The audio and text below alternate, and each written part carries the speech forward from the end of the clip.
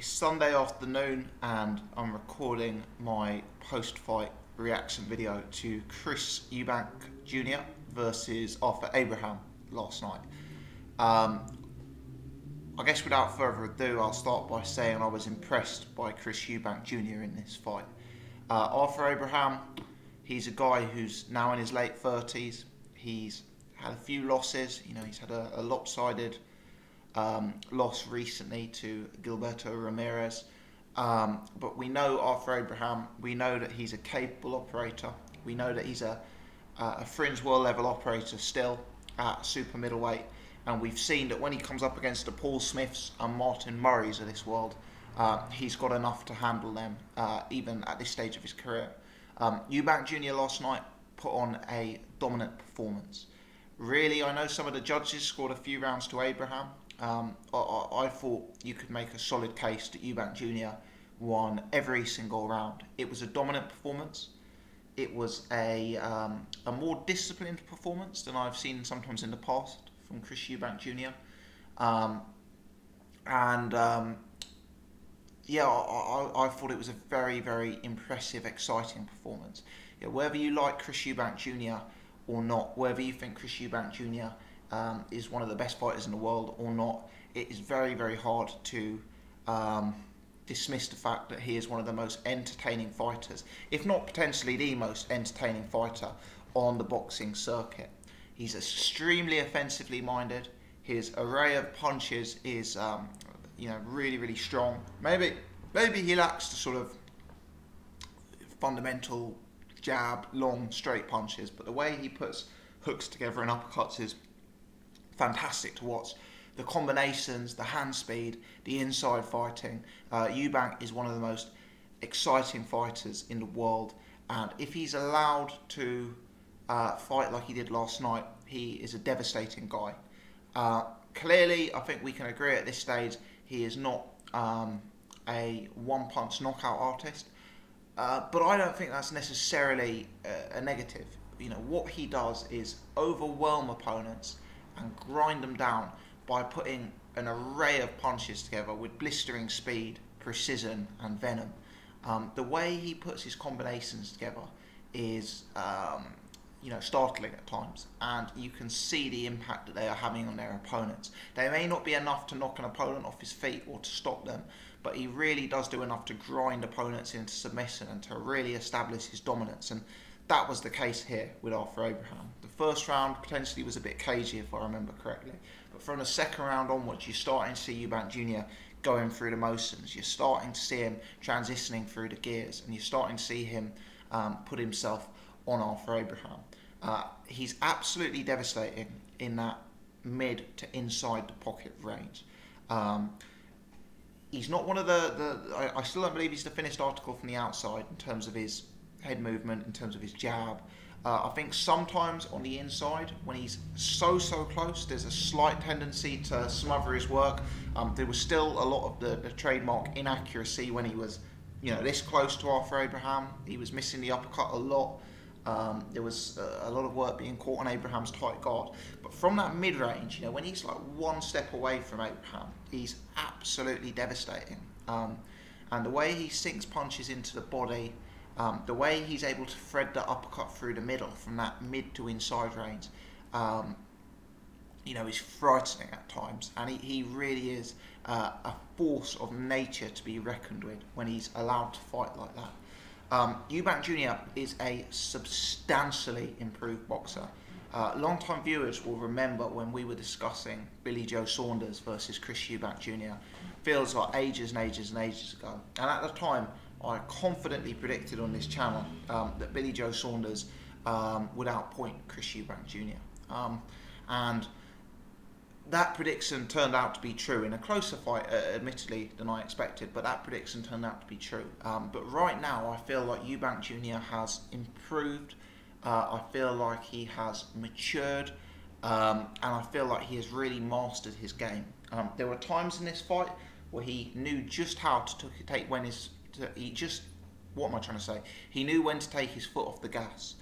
It was much more disciplined than that. It was much less reckless. In the early rounds say 2 to 5, he would score his points against Abraham. then he'd go for a little walk. He wouldn't punch himself out. He wouldn't allow Abraham to rally and come back to him. In the second half of the fight, when Abraham was to a large extent nullified, and when the fight was already over, in my opinion, then we saw a bit more of the showboating. Then we saw a bit more of the unloading. And when that started to happen, some of the vulnerabilities were still there. Eubank was still taking a few punches. He took one or two notable punches from Abraham that the crowd reacted to. But realistically, at that point in the fight, Eubank knew he was too far ahead. He probably sensed Abraham didn't have the power to knock him out. He didn't have the skill to outbox him. And Eubank really made Abraham look very, very past it. He really did. Abraham was flat-footed. He was stationary. He was made to look very, very slow and immobile by Chris Eubank Jr. And really, you kind of have to question what Abraham has left to offer in the sport, because the gap between the two were vast. Eubank made him look very, very poor. And credit definitely goes to Chris Eubank Jr. for that. It really does. Eubank made him look very, very poor indeed, I've got to say. Abraham, obviously, 38, I don't really think he needs to be taking punishment like that more. He's very, very, very tough. Perhaps he's too tough for his own good. Perhaps he is genuinely too tough for his own good. But Eubank is going to be a force to be reckoned with. And I actually watched this fight last night with the new and improved Mrs. Gossip. And it was the first time she's actually watched a fight like that live with me. And even though she's not a boxing fan, she said she'd watch Eubank again. And I think it's that the way he fights, the charisma he fights with, even inside the ring, is just captivating, and is going to increase his market appeal every time new people see him fight. He really, really is a very, very good fighter to watch, and he really has improved. If Eubank were to rematch Billy Joe Saunders today, and you guys know I'm a massive Billy Joe Saunders fan, I would see that as Chris Eubank Jr. starting as favourite, because whilst Billy Joe Saunders has been blowing up to 15, 16 stone between fights, whilst Billy Joe Saunders has been inactive for years at a time and putting in poor performances, Eubank has stayed completely dedicated to the sport. He lives the warrior's lifestyle, which he likes to refer to. He stays in fantastic shape, and whilst Billy Joe Saunders' career has possibly stagnated following on from his loss to Billy Joe Saunders, Eubank's career has hit completely new heights, in fact. So I give him a huge amount of credit for that, and I don't think Eubank is going to be a very, very easy man to beat. Having said all of that, I've got to say that since his loss to Billy Joe Saunders, I do feel like he's been sensibly matched. I do feel he's been strategically and carefully matched. So since the loss to Saunders, he's fought Dmitry Chudinov, Tony Jetta, Spike O'Sullivan, Nick Blackwell, Tom Doran, Reynold Quinlan, and Arthur Abraham. And none of those guys possess the same difficulties that Saunders did. If you look at a guy like Billy Joe Saunders, he's someone who is a slippery southpaw. He's bending, he's bobbing and weaving, he's got head movement, he's got sublime footwork, he's got excellent hand speed. He's a guy who's going to move and give you angles. And Eubank hasn't fought anyone like that. If you look at those list of fighters he's been matched against, they really don't pose that stylistic problem that Saunders caused. And if you look at the best fighters he's been in with since the loss, who is it? It's probably Arthur Abraham, Chudinov. These are guys who are not athletes like Eubank. They are flat-footed fighters. They are stationary targets. And when you're a guy like Eubank who sinks in punches like that and throws combinations like that, having a flat-footed opponent in front of you makes it very, very, very easy work. I still think that we need to see Eubank tested again against a moving fighter. Now, I'm not saying these guys beat Eubank, because I think he's superior to them, but guys like a Willie Monroe Jr., guys like an Erislande Lara, guys like Hassan Ndam and Jikum, those sort of guys are guys that stylistically could pose some challenges to him. I still think that he's going to struggle against a fighter where he can't set his feet against him and he can't just go into his Eubank mode of throwing power punches. I think that's where Saunders found him out. A fighter who's going to establish a jab against Eubank early, start peppering him with the jab, and present a constantly moving, weaving target, giving him angles, I do think Eubanks will struggle with that. I genuinely do. So that's my thought. But I think the way he's improved, and the ferocity, the fitness, the work rate, the combinations, I think he is legitimately going to be a very, very, very hard man to beat. I really do, and I give him immense credit. I think he's a guy who has honed his craft. He has improved. There are still areas to be worked on. I still think he could potentially be outboxed from the outside. I still think he could potentially be caught defensively. I do still think he could be out-jabbed, but he's become such a master at implementing his style. Even if a fighter is able to keep him at the end of a jab and he's able to tag him for 2 or 3 rounds, I don't know if fighters are going to be able to keep Eubank off them for a 12-round duration. Up at this Super Series, this World Boxing Super Series, I think it's a fascinating tournament. Now, I'm not going to lie, I don't know very much about Eubank Jr.'s opponent in the first round. I can't wax lyrical about how that fight's going to play out, and what the styles are going to be. I've heard he's a similar style to Arthur Abraham, and if that's the case, I think Eubank wins, because I don't think a fighter with Arthur Abraham's style is going to be able to outgun Chris Eubank Jr. at this point in his career. Following on from that, he is likely to face the winner, as I understand it, of George Groves versus Jamie Cox. George Groves will obviously start a big favourite in that matchup. And I think Groves starts as a real, so he starts as a favourite in terms of experience and in terms of the type of fights he's had. I do wonder, for the first time having watched last night, I've always thought I'd fancy Groves in that fight. Now I'm questioning myself. I might fancy Eubank to beat Groves in that fight. Could Groves survive if Eubank poured it on him like that for 3 or 4 rounds? We know Groves has some fragility in his game. Could he survive if Eubank stuck it on him like that? I just don't know. I just do not know. Could Groves go 12 rounds at that sort of pace with that sort of output coming from Eubank? I think it's a real open question, and it's not one that I could confidently answer. I think Groves would have some advantages. I think he'd be the bigger man. He'd be the more experienced man. He'd have the substantially better jab. He'd have the substantially better long-range game. I think he hits a lot harder. But I could see George Groves really struggling if Eubank is able to get on the inside and start roughing him up like that and hitting him to the body and hitting him with the uppercut. I'm not sure George Groves would get through that. I'm not sure he'd weather that storm. I think he might be too fragile. As with Callum Smith, which is a potential final for Eubank Jr. in that tournament, there are still questions about Callum Smith.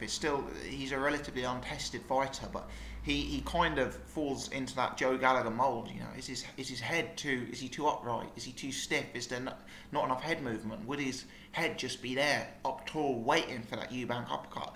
I legit could see Eubank Jr. winning this tournament, and historically, I've always been of the mind that a boxer like a George Groves would just have too much skill and too much technique to beat Eubank Jr. But I've got to admit, due to the improvements I've seen in Eubank Jr.'s game in the Abraham fight, I do now question that. I do now start to think maybe Chris Eubank Jr. could have the whole package to beat these guys. We do have to remember that Abraham was coming off, he's at the end of his career. He's had a few losses, and he was stylistically perfect for Eubank. So I'm not sure for 1 second that Eubank would have the same success against a moving, talented boxer like a George Groves. But if he was able to, I think that would be, a real tough fight for George Groves. And I'm believing more and more in Chris Eubank. I was impressed by his performance last night. I do still think, before I start calling him like a top world-class fighter, we need to see him against a moving boxer who gives him a jab and gives him a bit of angle. So I think George Groves is certainly a man who can provide that test. If Eubank Jr. can walk through him like he's been walking through his other opponents, then he really is an elite world-class fighter. And I think that's a fight I really hope it continues and goes ahead.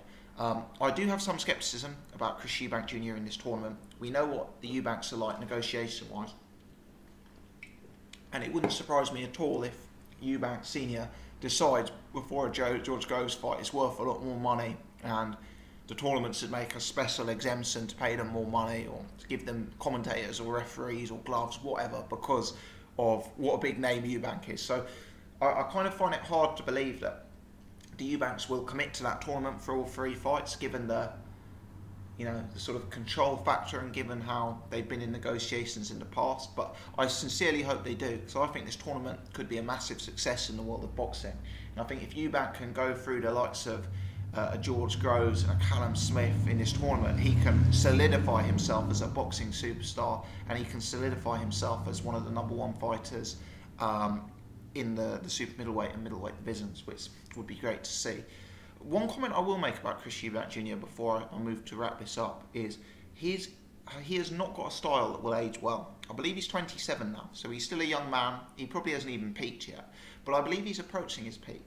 And I do not believe that Chris Eubank Jr. will still be fighting to that level in 5 years' time. The punch output he throws, the ferocity in his punches, the fitness he needs, the engine he needs to throw punches like that, I don't think will age well. If you look at boxing styles that age well, it's the Mayweathers, it's the Hopkins, it's the defensively minded technicians who pick gaps and land meaningful shots in low volume. Your athletes, your Roy Jones Jr. style athletes, your Chris Eubank Jr.'s, I don't think they will age as well. So I believe his career does have a lifespan on it.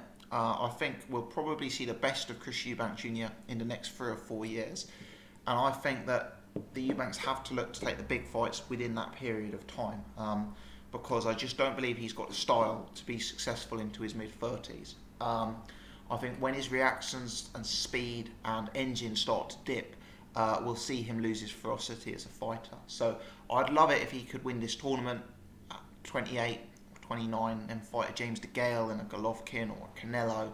If he can make those fights before he's turned 30, that's his financial future and his boxing legacy secure. And I, for one, hope he does that, because he really is an exciting fighter. And he's got that Anthony Joshua style about him, where he has the potential to truly cross over to the casual market and to be a sporting celebrity and sporting superstar, rather than just a boxing celebrity and boxing superstar. As you guys can tell, I'm impressed. I've always been a skeptic of Chris Eubank Jr. And some of that skepticism still remains because of the nature of opponents he's been beating. I don't believe they've represented a full test. And I believe his opponents have been carefully picked based on styles. But the improvement that he's shown against those type of opponents and the way he's implementing his game at this stage of his career, I genuinely think he's going to be a very, very tough man to beat. And I can't wait to see him in this World Boxing Super Series. I give him 9 out of 10 for his performance against Arthur Abraham last night. I think it's arguable that it's the biggest win of his career, and I think he's done it in a devastating, dominant fashion, and in a fight that has probably represented a more composed, restrained, and considered Eubank, which I think was necessary. As I say, still the trademark inaccuracy, still the susceptibility to being caught, potentially still some defensive frailty and weakness from the outside. But if he can impose his game like he does, and like he did on Abraham, on other fighters, perhaps those frailties won't be exposed if he's allowed to impose himself. Will he be able to do that against a moving, awkward fighter? That is the open question. Has he improved that he could now handle those awkwardnesses that, like a Billy Joe Saunders, showed him? I don't know. I suspect that he may well have done, but we'll wait and see. And potentially a fight with George Groves towards the end of this year or start of next year can be the acid test. Let me know your thoughts, guys. Any of the comments I've made, let me know your take on them. What do you give Eubank's performance last night? Drop your comments in the section below. If you've enjoyed this video, please hit the thumbs up button, and if you're new, you haven't done so before, do subscribe. As always, thanks for tuning in.